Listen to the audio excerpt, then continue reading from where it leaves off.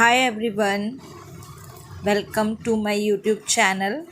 और आज मैं आपको टाइम एंड वर्क का एक क्वेश्चन है जिसके बारे में मैंने आपको शॉर्ट्स में पूछा था, तो वो काफ़ी लोगों को नहीं आया फाइंड आउट करना, तो मैं आज उसको एक्सप्लेन करूँगी आप सभी को किस तरीके से वो क्वेश्चन होगा और कैसे आप इजीली उसे कर सकते हो बिना किसी बहुत ज़्यादा कैलकुलेशन के लिए। थोड़ा सा बेसिक यूज़ करना पड़ेगा हमें यहाँ पर।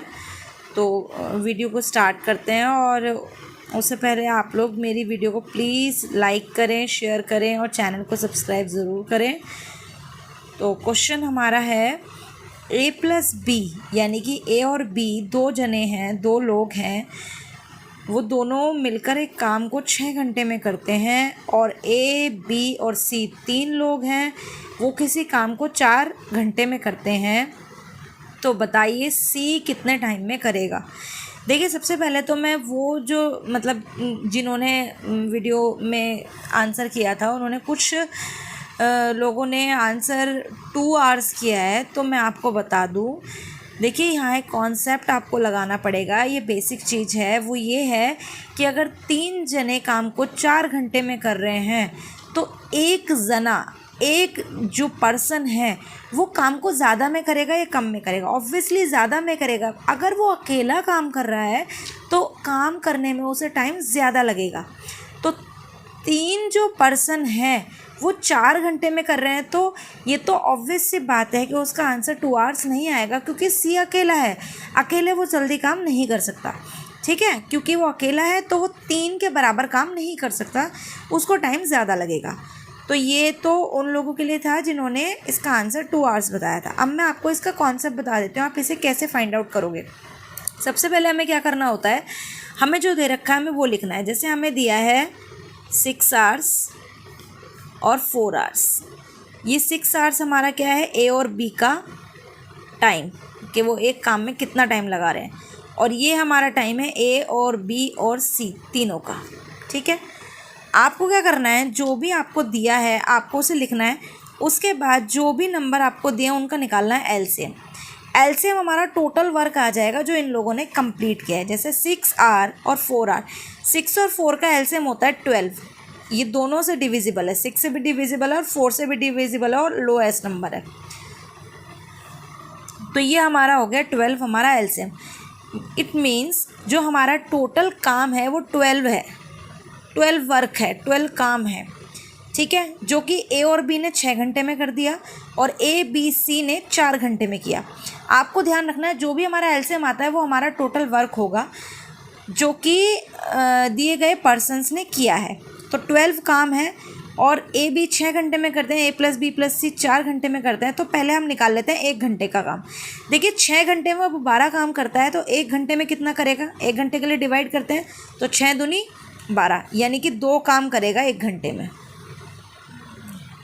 ए और बी 1 घंटे में पर आवर 2 काम करेगा।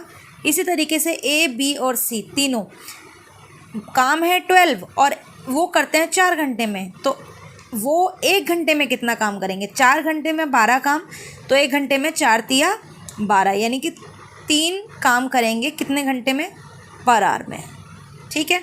यानी कि आपको इतना समझ में आ गया, ए और बी 1 घंटे में 2 काम करते हैं, ए और बी और सी तीनों मिला के 1 घंटे में 3 काम करते हैं।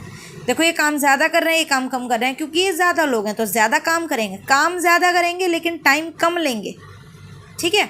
और ये 2 जने हैं, ये काम कम करेंगे, ये तो टाइम कम लेंगे, ये टाइम ज़्यादा लेंगे। ये जो हमारे ए और बी हैं टाइम ज़्यादा लेंगे, इसलिए ये 4 आवर था, ये 6 आवर था। अब देखो, हमारे पास 1-1 घंटे का दोनों का काम आ गया। अब हम क्या करेंगे, जब 3 जने 1 घंटे में, अब 1 घंटे की दोनों की सेम वैल्यू हो गई 1-1 घंटे की। 1 घंटे में 3 जने 3 काम करते हैं और 1 घंटे में 2 जने 2 काम करते हैं, तो सी बचा। ए और बी सी तीनों के काम में से इन 2 के काम को माइनस कर दो। ए बी सी का काम है 3 काम और ए और बी का 2 काम, तो हमें सिर्फ सी का निकालना है। सी का काम आ रहा है, अभी डेज नहीं आएंगे, आवर्स नहीं आएंगे। अभी हमें पता चलेगा सी कितना काम कर रहा है। तो 3 काम में से 2 काम गए, यानी कि 3 वर्क में से 2 वर्क गया, तो 1 वर्क। यानी कि सी जो काम करता है 1 घंटे में, 1 घंटे में सी करता है एक काम। सी 1 घंटे में एक काम करता है, 1 घंटे में। अब हमें कितना काम निकालना है? 12 काम। जब 1 घंटे में एक काम करता है, 1 आवर में वो 1 वर्क कर रहा है, तो 12 वर्क कितने आवर में करेगा? ऑब्वियस सी बात है, जब 1 घंटे में एक काम कर रहा है तो 12 काम करने के लिए उसे कितने घंटे लगेंगे?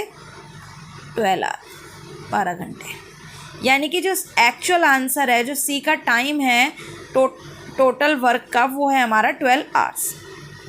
ये था इसका आंसर। इस तरीके से इसका सॉल्यूशन हो रहा है। बस आपको ये ध्यान रखना है, जो भी आपको गिवन है उसका एलसीएम लेना है, उसे हम टोटल वर्क मानते हैं। और टोटल वर्क निकालने के बाद आपको क्या करना है? अगर आपको आर दिए तो पर आर का काम निकालना है, डेज दिए तो पर डेज का काम निकालना है। तो दोनों तरफ हम पर आर या पर डेज जो भी आपको दिया उसका काम निकालने के बाद, यहाँ 3 थे और यहाँ 2 थे, तो 3 में से 2 गया, तो जो बचा हुआ सी पर्सन है उसका हमारे पास काम आएगा। हमारे पास टाइम नहीं आएगा, हमारे पास डेज नहीं आएंगे, हमारे पास काम आएगा। 3 काम तीनों मिलके करते थे, 2 काम ये 2 कर देते, तो 3 में से 2 गया, तो सी का जो अकेले का काम है वो क्या है? 1 आ गया। अब काम आया, हमसे पूछा है टाइम, सी को कितना टाइम लगेगा। तो आपको बस ये ध्यान रखना है, काम 1 घंटे में एक काम कर रहा है तो 12 घंटे में 12 काम करेगा। सुपर, ये इस तरीके से आपका इसका आंसर आ जाएगा। तो आपको आई होप समझ में आया होगा ये क्वेश्चन। और अब मैं इस तरीके के क्वेश्चन दूंगी, आप इजीली उसे निकाल सकते हैं, या एग्ज़ाम में भी आएगा तो आप इजीली फाइंड आउट कर सकते हैं। तो थैंक यू सो मच।